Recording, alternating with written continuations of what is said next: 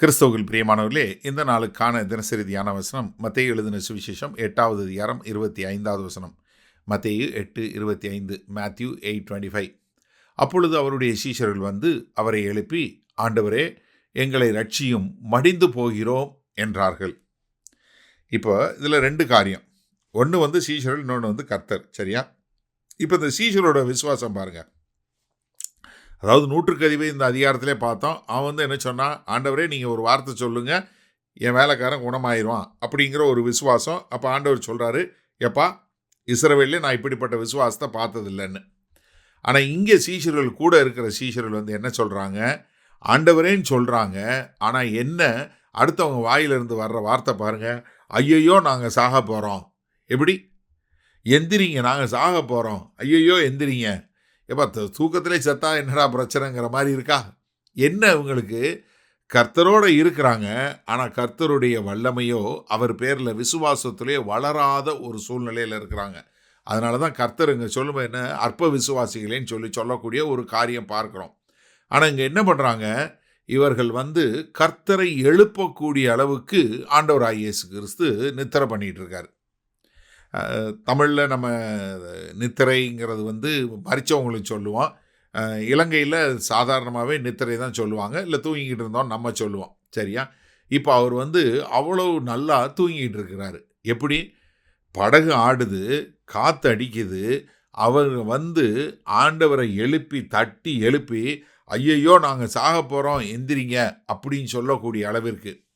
இதிலிருந்து நம்ம ரெண்டு காரியம் கற்றுக்கொள்ளலாம். இதிலிருந்தும் என்ன, முதலாவது என்னன்னா, கர்த்தராகிய இயேசு கிறிஸ்து வாழ்ந்த உலகத்தில் எந்த ஒரு புயலும் கிடையாது, எந்த ஒரு இதுவும் கிடையாது. ஏன்னா அவர் எப்பொழுதுமே ஒரு பரலோக வாழ்க்கை வாழ்ந்தார். பூமியில் இருந்தாலும் அவர் ஒரு பரலோக வாழ்க்கை வாழ்ந்தார். அதனால என்ன, அங்கே எந்த ஒரு புயலும் கிடையாது, எந்த ஒரு அழிவும் கிடையாது, எந்த ஒரு நாசமும் கிடையாது, எந்த ஒரு மோசமும் கிடையாது. சரியா? ரெண்டாவது இன்னொன்று என்னன்னா, கர்த்தராகிய இயேசு கிறிஸ்து தன்னுடைய எல்லா விதமான தெய்வீக தன்மையை ஒதுக்கி வைத்துவிட்டு ஒரு சாதாரண மனுஷனாக வந்தார். அதனால தான் ஒரு மனிதனுக்குரிய எல்லா விதமான கஷ்டங்கள், பசி, கண்ணீர், தூக்கம், இது எல்லாமே அவருக்கு இருந்தது. ஏன்னா கர்த்தராகிய இயேசு கிறிஸ்து அவர் மனுஷ ரூபம் எடுக்கும்போது தன்னுடைய தெய்வீக தன்மையை ஒதுக்கி வச்சுட்டு வந்தார். பிலிப்பியர் 2வது அதிகாரம் 6வது வசனத்திலிருந்து பாருங்க. அவர் தேவனுடைய ரூபமாய் இருந்தும் தேவனுக்கு சமமாய் இருப்பதை கொள்ளையாடின பொருளாக எண்ணாமல் தம்மை தாமே வெறுமையாக்கி அடிமையின் ரூபம் எடுத்து மனுஷ சாயலானார்.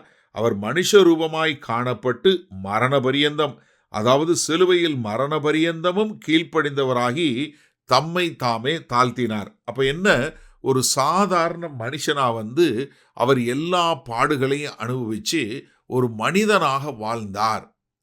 இது ரொம்ப மிகவும் முக்கியமான காரியம். அப்போ கர்த்தராகிய இயேசு கிறிஸ்து உங்களை போல என்ன போல ஒரு மனிதனாக பூமியில் வாழ்ந்தார். சரி, இந்த நாளில் இந்த வசனத்தை நம்ம எப்படி எடுத்துக்கொள்வது? கர்த்தராகிய இயேசு கிறிஸ்து பூமியில் ஒரு மனுஷனாக வாழ்ந்ததுனுடைய நோக்கம் என்ன தெரியுமா? ஏன்னா கர்த்தராகிய இயேசு கிறிஸ்து அடிக்கொரு முறை தன்னுடைய மக்களை பார்த்து என்ன சொன்னார்? என்னை பின்பற்றி வா அப்படின்னு சொல்லி சொன்னார். இப்போ கர்த்தராகிய இயேசு கிறிஸ்து ஒரு கடவுளாக வந்து, ஒரு தெய்வமாக வந்து, அவர் ஒரு பரிசுத்தமான வாழ்க்கை வாழ்ந்து அவர் மரித்திருந்தார்னா நீங்களும் நானும் அவரை பின்பற்ற முடியாது, பின்பற்ற வேண்டிய அவசியம் இல்லை. காரணம் என்ன? நம்ம தெளிவாக சொல்லலாம். என்ன, நீங்கள் கடவுள், நீங்கள் தெய்வீக தன்மை உள்ளவர், அதனால உங்களால் எல்லாத்தையும் மேற்கொள்ள முடிஞ்சது, நான் சாதாரண மனுஷன் தானே அப்படின்னு நம்ம சொல்ல முடியும். இல்லை, அவர் ஒரு சாதாரண மனிதனாகத்தான் வாழ்ந்தார்.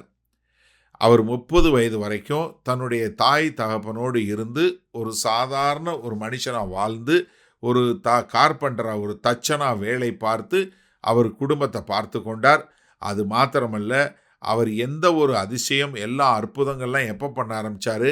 அவருடைய ஞானஸ்தானம் பெற்ற பின்பு தான் அந்த அதிசயங்களையும் அற்புதங்களையும் பண்ணார். பரிசுத்த ஆவியானவருடைய அபிஷேகத்தினால தான் எந்த ஒரு காரியமும் செய்தாரே ஒழிய அதற்கு முன்பாக, அதற்கு பின்பாக அவர் எதையுமே செய்யவே இல்லை. அப்போ கர்த்தராகிய இயேசு கிறிஸ்து நீ என்னை பின்பற்றி வா அப்படின்னு சொல்வதற்கு காரணம் என்னன்னா, அவர் உங்களை போல என்ன போல ஒரு மனுஷனாக இருந்தார்.